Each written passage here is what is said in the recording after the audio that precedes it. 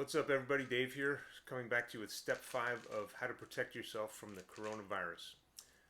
I wanted to talk to you today a little more about vitamin C and the cytokine storm, which you might have heard of, and its relationship specifically to the coronavirus and also vaccines.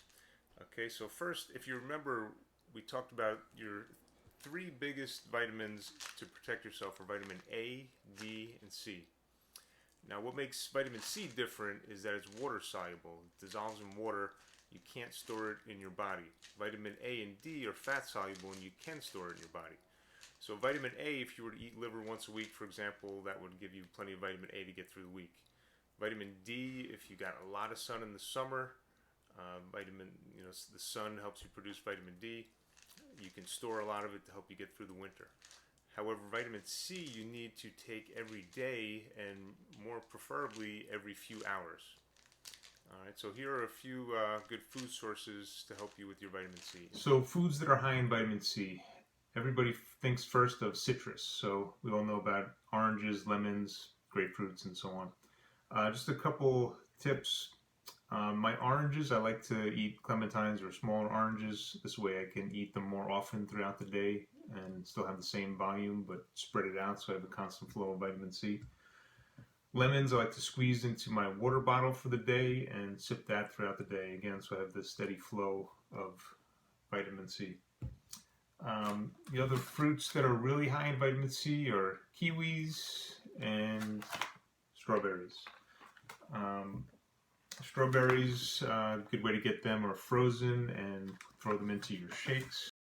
Besides fruits, there's a few vegetables that are very high in vitamin C. Bell peppers. It's nice to eat this fresh because if you cook it, you're going to kill off most of the vitamin C. So this is great in a Greek salad. Chop it up with other vegetables into small pieces and olive oil, salt, a little balsamic vinegar, and it makes a Greek salad. Also, you can slice it up and dip it in hummus. Another great way to get your bell peppers. And the other vegetable that is very high in vitamin C is broccoli. Also not pictured here is kale. Okay, so huge amounts of vitamin C in those vegetables.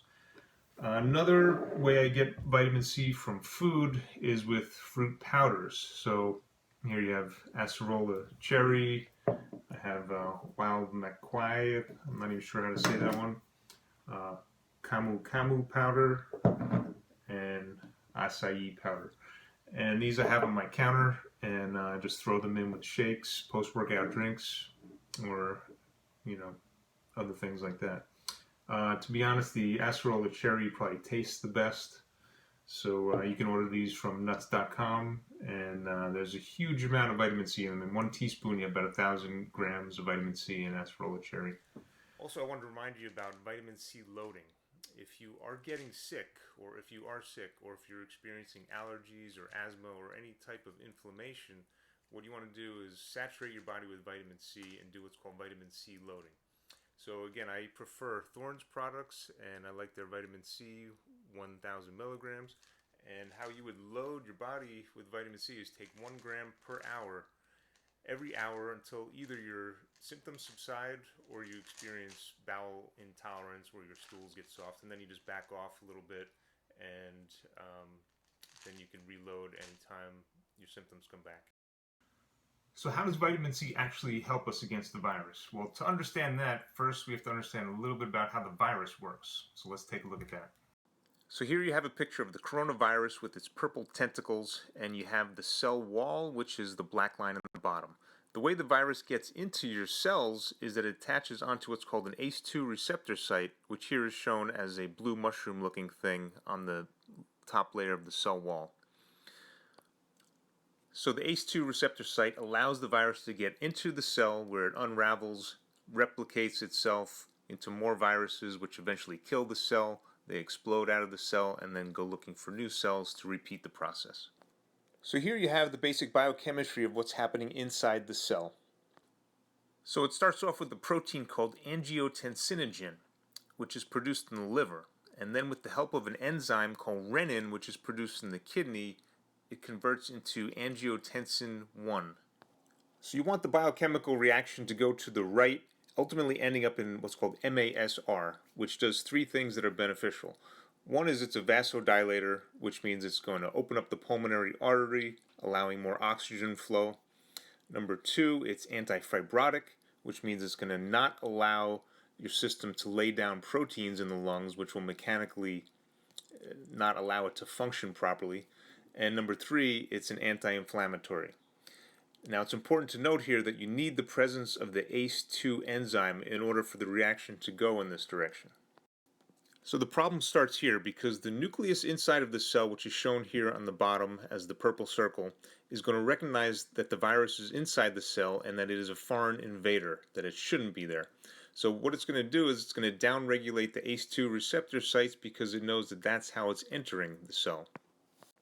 So the downregulation of the ACE2 enzyme is going to cause the biochemical reaction to move more in the direction of the left here, ultimately ending up in what's called the AT1R.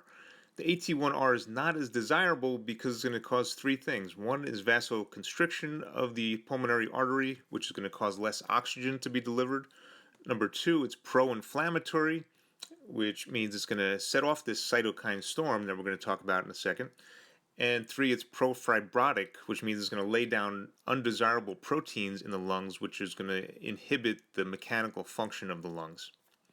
Now, it's worth noting here that if you're taking a medication that is an ACE2 inhibitor, it's going to have a double whammy effect. Not only is your cell going to downregulate the ACE2 receptor site, but it's also going to have less because of the medication you're taking. The reason why the coronavirus attacks your lungs so viciously is that there are a lot of ACE2 receptor sites on your lungs, particularly on the alveoli of the lungs. So here's a picture of the alveoli. This is basically where the oxygen exchange takes place in your lungs. As I mentioned before, with the downregulation of the ACE2 enzyme, that's going to set off what's called a cytokine storm, which is basically the release of these things called interleukins. Interleukins are like transmitters that send a signal to your immune system that there's a problem, there's a pathogen that they need to come take care of and kill.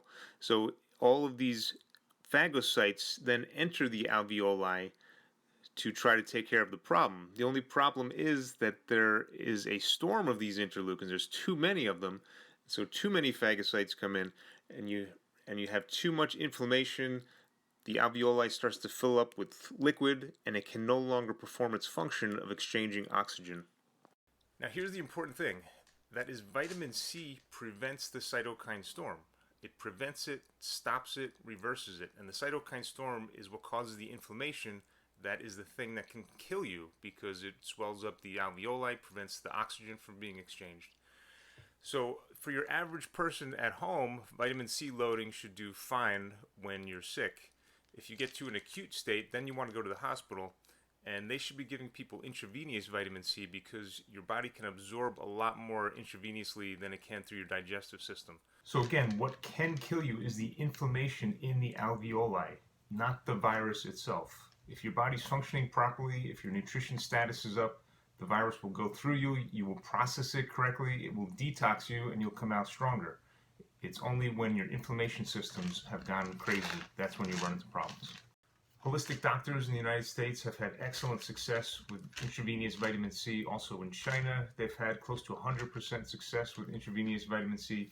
But in the United States, for the most part, they are not using it. Instead of putting people on ventilators, which don't address the problem of the inflammation. All the ventilator does is it forces air into the lungs, but that air still can't be exchanged. The oxygen can't be exchanged in the alveoli because of the inflammation, because of the cytokine storm.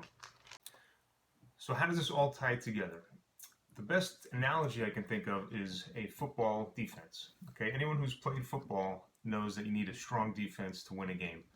So here you have a diagram of the offense, which is your pathogens, and your defense. Okay, now what's key to a strong defense first is your front line. You need 4 big guys up in the front to literally create a wall. Okay, so no one can get through that wall. So think of your front wall as your vitamin A and vitamin D. Okay, vitamin A is going to literally strengthen the cell walls and not allow anything to get through. And vitamin D is going to literally kill the virus. It's going to destroy those tentacles that stick off the virus that latch onto the ACE2 receptor sites.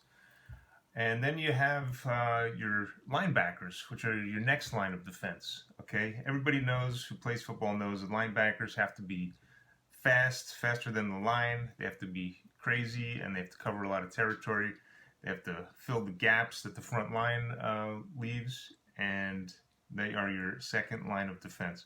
So think of your linebackers as your vitamin C. Okay, anything that gets through, the vitamin C is going to take care of. It's going to reduce your inflammation.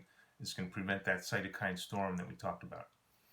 And then your third line of defense, these guys back here, that's your defensive backfield. Okay, now think of this as like your antibodies. Okay, that's called your humoral immune system. They're good to have. They have to learn about the virus and be creative, but you don't want to rely on them as your first line of defense. That's your last line. Okay, your first line again is your vitamin A, D, and C. We can also throw in here, your microflora, which needs to be strong, and just the health of all your organs and your systems in general. Okay, so even without the antibodies, you can do an amazing job and have a really strong immune system. So just a word about vaccines. Now, this is the main theory of vaccines, that it's going to produce these antibodies which are going to save you from the pathogens. First of all, why would you rely on antibodies when that's the third line of defense? Okay, nobody talks about the first line of defense. Vitamin A, vitamin D, vitamin C, your microflora, your phagocytes and macrophages, which are going to kill things. Why rely on the last line of defense? Everybody who's played football knows that that's a really bad strategy. Since we're on the subject of vaccines, besides the fact that the antibodies that they produce should be your last line of defense, there are two more reasons why it's not a smart thing. Now, the accepted slogan is vaccines are safe and effective. And I could talk all day about vaccines and why they are not, but I'll just give you two reasons right now, one for each. So number one, they're not safe. All you have to do is look on the ingredients to realize that. They're filled with all kinds of toxins, from aluminum and mercury to preservatives, all kinds of junk that you do not want in your body. So number two is that they're not very effective at developing the correct antibodies to the virus. What happens is the vaccine is going to train your immune system to react in a certain way to seeing the virus. And a lot of times it's the wrong way. Okay, so for example, if this is the offense, this is the pathogen that your immune system sees, and it's set up this way, and it thinks it's going to run the ball to the left over here. So it trains your immune system for all the antibodies to run to the left when the ball is snapped. However, the offense has a different play. It's going to run it around to the right. Ball gets snapped, all the antibodies run to the left, and the offense runs the ball up to the right. Your immune system is wide open, and you get into big trouble. So that's the second problem with vaccines, is they're not very effective. Oftentimes, they train your immune system in the wrong way. So to me, the smartest approach is, number one, keep your vitamin levels high, in particular vitamin A and vitamin D. Next, keep your innate immune system strong. That's your macrophages, and keep those in check with vitamin C. So flood your system with vitamin C. And again, that's going to prevent this cytokine storm, all the inflammation that is actually what is going to kill you.